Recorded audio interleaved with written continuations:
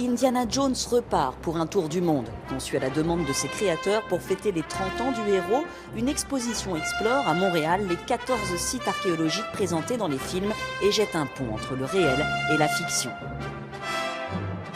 Pour nous, ce qui est important, c'est que ça ne soit pas une simple exposition d'objets de film, mais on voulait plutôt utiliser Indiana Jones, qui est le plus célèbre des archéologues et un des plus grands héros du cinéma de tous les temps, pour faire la promotion de la science de l'archéologie, pour expliquer au grand public ce que c'est la science de l'archéologie. Dans les vitrines se côtoient une centaine d'accessoires du film mis en contexte et expliqués, mais aussi des trésors authentiques prêtés par le Penn Museum et la Société National Geographic. L'or du cimetière royal d'Ur en Mésopotamie répond au clinquant des faux artefacts utilisés dans le film. Voici l'inspiration et voici le résultat.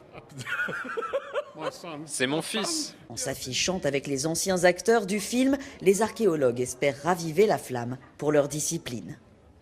Il y a en ce moment des archéologues qui travaillent sur tous les continents. C'est vraiment fou. Et pas seulement sur Terre, mais aussi sous les mers.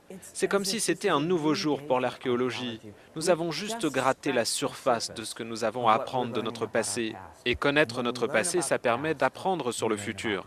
Pour motiver la jeunesse, on mise sur la technologie. La visite se fait à l'aide d'une tablette numérique avec 2 heures de contenu interactif. Les enfants peuvent faire une chasse au trésor.